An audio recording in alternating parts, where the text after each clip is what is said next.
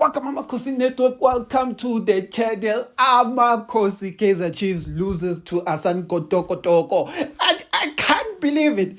I can't believe it. Miguel this preseason has missed 3 penalties. And I'll explain why I said 3. He missed 2 against Asan Tokotoko and he also missed against MC20. And I know a lot of you are going to be like, you lying, he didn't miss. And I'll explain why I said he missed. This performance of Kaizer Chiefs, we're going to break it down. But before we get into that, please like, comment, and subscribe. So Chiefs lost in the penalties. And I won't lie, Chiefs players look like people who don't practice penalties. Asan Tokotoko players even looked better in how they structure themselves in facing penalties. And on top of that, a part of me is glad that Asan Tokotoko won the game on penalties. And I'm only saying this because the refs were robbing Asan Tokotoko with that one penalty. Like the guy before he took the penalty, Peterson was even so close. Peterson was out of his pole. And the guys just said it's a goal. It's like refs who don't know the rules of the game. Rules of the game are simple. Goalkeeper should not be off his line before the penalty is taken. Before the guy took the penalty, he kind of does this thing of Abu Bernardo, Bruno Fernandes, where he doesn't go straight with his run-up and kick. Before he's about to kick, he does a little jump in the air. And when he does a little jump in the air, it's to see how the keeper reacts. And when he jumped, Peterson reacts by jumping forward.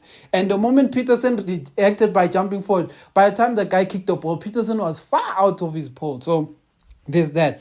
Well, let me speak to the Miguel penalty. Miguel missed the penalty against FC20 and then he followed up and scored. So he kicked it, the keeper saved, and then it went straight to him and he scored. In this game, he missed the pole. For the first penalty that could have won us the game, he missed the full pole. And then the second one, he did the same thing he did against FC20. In essence, the keeper saved him because of his penalty. So Chiefs really has to rethink their penalty takers because Miguel was the savior in the Nedbank Cup, but looking at what he's doing now, it feels like he was lucky in the Nedbank Cup.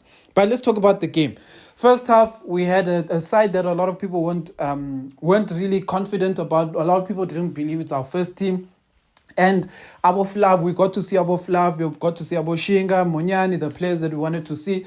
Mteto played with Ngobo and Tele. And I'll say this. Look, I didn't want to see Mteto and Ngobo in the field at the same time as Tele.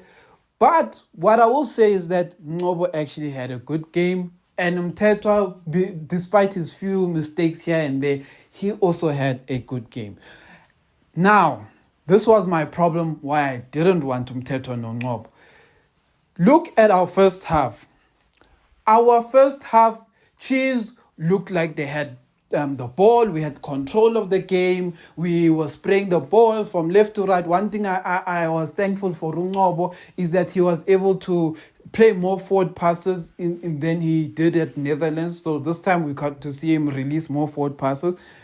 But this is what I wanted to say. When Ngobo, Tele, and Mteto are in the game, our strikers don't have enough chances. Our strikers the ball does not circulate to our strikers enough. Our strikers end up, what can I say? Our attackers end up being deeper or end up receiving the ball way before the 18-yard box. Whereas what you saw in the second half when Abotele was removed and they put in the Abondrove and all of that, is that the ball, we were starting to find ourselves in the 18-yard of Asan Tokotoko. The strikers were getting the ball in the right areas. They were making those runs. Yes, it's also a different profile of striker. Duba runs off the ball. Flavio tends to want ball to feet because he tries to use his physique. So it's two different profiles. But what's the difference? That we had better chances to score in the second half. Well, in my opinion. So everyone watched the game different. Let me talk about Flavio. I went on social media at halftime and everyone was like, yo, Flavio Mnandi, yo, Flavio's good, yo, Flavio's this, Flavio's that. People were really enjoying Flavio's game in the first half. And when I watched the game, I was like, Maybe I'm harsh. Maybe I'm the one who's the problem. Maybe I'm too negative. I'll take it. If I am the problem, I'll take it. If I am the one with the problem, I'll take it. But I'm going to give the opinion based on what I saw and how he played for me. How Flavio played for me is that he had moments of maybe one or two good touches. But majority of his touches, he struggled with the first touch. Majority of his touches, the first touch was killing him. They would pass him the ball, he would trap it would end up far, and then he would have to run after the ball to recover the ball. A lot of the times he would even find himself in a good area, but because he has a bad first touch, the pole does not open up for him to take a shot. So it's like his touches were negative for him. Like they didn't help him get chances. And that's what I saw in that game and in his game. And what people say it was this patch in the first half where Chiefs was really like controlling the ball, was starting to play, etc. And in that patch, he was joining that play. But the thing is that where you will see his effort in areas you don't want to see your striker showing effort. Meaning you'll see his effort in the middle of the park. You'll see him chasing, like when you lose the ball, you'll see him chasing defenders. I even feel like one of his best moves in this game, in the full game, was actually one of the defensive moves where he chased that right winger to the point where the right winger felt like, hey, Flavio is chasing me for too long, and he turned back. That is his defensive move, for me, was his best move in the half, but he's a striker. So how can I be saying that? Because he did get a chance to head out from a corner, he missed. I also want to talk about set pieces, because in the first, I want to be on the one thing I'm going to say is that today we watched the match of two African giant powerhouses who have fallen from their thrones. Like, this Asante Kotoko is honestly not good. But I'm glad we played them, and I'll explain why I'm glad we played them. Because out of the teams we've played in the preseason this far, Asante Kotoko, this one, is the one that is closest to the PSL level of football. Meaning, this is what I expect from Amakhosi. Because in the second half, that low block that Asante Kotoko was forced to play, and they basically were playing like a typical PSL team. But Chiefs was struggling to unlock them. Chiefs was struggling to get good chances or be effective in the final third, which has been my problem from the Netherlands. I kept saying, there's no use us going to the Netherlands, playing 5 hard games. But these 5 hard games, these teams that we're playing, they only reflect Sundowns and really Pirates. They don't reflect the other 13 or whatever teams that are there. They don't reflect those teams. And Asante Kotoko is the first opposition we faced who reflects the PSL smaller teams. And based on that, this is what I saw. Asante Kotoko couldn't have a shot at Peterson except for the first half in a corner. And that corner that they got, it's just that the striker who was taking the header, he just didn't header it properly, but he got a free header on goal. And the rest of the game, you didn't really see Asante Kotoko. They didn't threaten Chiefs defensively. But they did get one good chance. In a different world, that one good chance is a goal. In our world, Asante Kotoko won this cup, won the Toyota Cup. But they weren't present in the game. They were just defending most of the time. That's just what it is. And that's what scares me about the PSL. Because this is the team we're meant to beat. There's nothing about this team that said you must draw against this team. There's nothing about this team that says you should not have a goal against this team. But this is the opposition that we are only facing now about 2 to 3 weeks before we start the season. And that's my worry. Because Asante Kotoko, this is what I'm going to say. In terms of set pieces, Chiefs still has a lot of work, both defensively and in attack. In attack, it's like we don't know what we're doing. it's like we kicking for the sake of kicking. We don't really believe we're going to score. So I don't get why we don't practice set pieces. Chiefs has always been known as a set piece team. So I don't get why our set pieces just look like it's a lottery. Like our players just kick just for the sake of kicking. But anyway, I want to also take away, we saw Ndlovu, he didn't really come into the game like when the game was intense. Toko was sitting back and he kind of just played a chilled game. He wasn't really forced to do too much, but he did have good touches. So I wanted to highlight on that, but there wasn't enough. Like I wish we saw him in the first half, but yeah. The one thing I'll say is that I'm just confused as to how Nabi wants to play sometimes. Like it confuses me because we don't look like we create. There's a difference. Last season, people used to say, not people, stats said we were one of, I think, the top 3 or 4 teams that created chances, right? And a part of me always wondered this. I always wondered that what is the definition of the chances that Chiefs was creating? Because in this game as well, we created a lot of chances, right? But it wasn't like easy chances. It was chances that were difficult to really, for you to say it's like a decent chance, a well scripted chance. It was like we were in the right areas. We were there, but we didn't give off that last final pass. That's like a one-on-one. We didn't give that one final pass. That's a tap in. We didn't give that.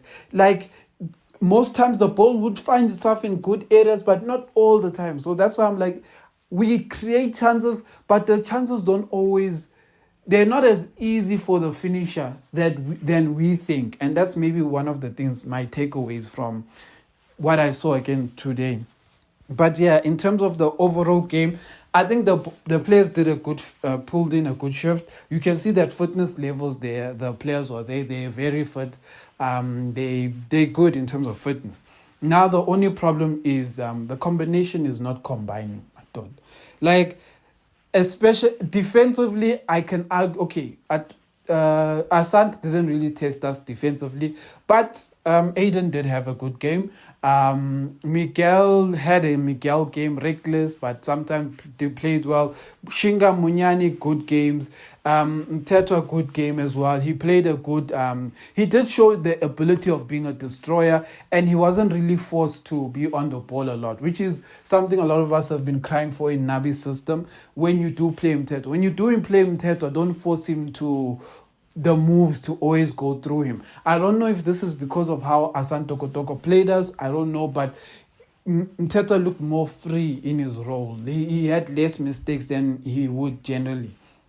Tabokele, good movements, but the thing about Tabokele and playing Tabokele and Ngobo is that they don't really create a lot of chances. What they do is give you control in the midfield. So, and when I say control, it's not always 100% control, because there's a lot of back passes. Like it's like our possession doesn't hurt anyone in a lot of these cases. Like when the possession doesn't hurt anyone, but maybe when you're winning 2-0, maybe that game will help you just keep the ball a bit longer. I don't know. It's yet to be seen. But yeah, second half was good. Second half was good. Not enough chances. Duba looks like Vele is going to be our number 1 striker. He has good movements off the ball. He knows how to make the runs. Chislet, we didn't see him today, which makes me feel that he is not going to be a starter. Serino came in late.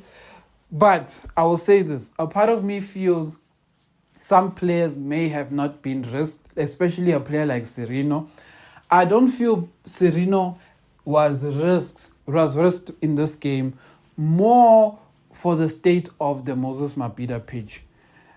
I think even if I was the coach, I also wouldn't have given Serino a lot of minutes on that pitch. That pitch is a kind of pitch that players can easily get injured. And I feel like because Serino is one of our best players for the attack, he's a player I wouldn't necessarily want to keep on that pitch for too long. But anyway, so we weren't tested defensively, so we can see Aboshinga and Munyani. So we weren't really tested. But the attack was there for the attacking players to take the game, and there was just no chances. Like they just didn't really, they had the movements, but in the final third, no one just has the sauce. Like no one has the sauce. No one has the sauce. Sometimes Lilepo feels like he's too far from the goals. Sometimes it just feels like he's overworking. Like his runs start from so deep that it's like he is almost trying to take on the full defense. It's like the ball, his chances don't come easy. That's what I'm trying to say. His chances don't come easy. Even Mfundo Villagazi's his chances just don't come easy. There's a lot of our attackers just don't have easy chances. I don't know how else to explain it, but our build-up play and our creative play, it doesn't just, like, for example, with Abonkota, or I'm comparing other teams now, Sundowns, etc., there was always someone putting in that last touch where you get one-on-one, or putting that cut back where you arrive in the box and you just have to hit it on target. There's not a lot of that at Chiefs. At Chiefs, it's like an almost chance all the time. It's an almost good chance. It's like we just won, like Mfundo Villa, Mdusha Balala put in this one pass for Ulilepo, and it was just ample. Like it was just almost like Lilepo was, if it just had enough power, Lilepo was going to have a one-on-one chance. It's those kind of moments that is just a bit disappointing for me. But anyway, the one thing I'm going to say is that I'm not sure about Flavio. I don't know how we can go into the season being confident there about Flavio as our striker. But I do feel Flavio will score goals against smaller teams. But I don't think he's a striker that we should say we're going to rely on to help us have a good finish in the league. There's still a lot of work at Chiefs. A lot of work. I don't know what we're going to do. But yeah, it was a good outing for the Chiefs players. But at the same time, it highlighted the problems that we still have. It's like good outing, but still highlights the same problems. Meaning, you can be positive about what you saw, but your problem is still not solved.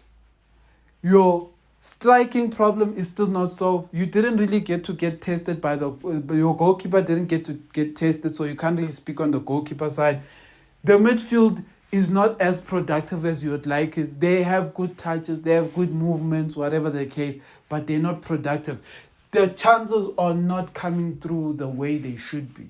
The control in the midfield is there, but sometimes it's just a bit, yeah. But anyway, Amakhosi for life.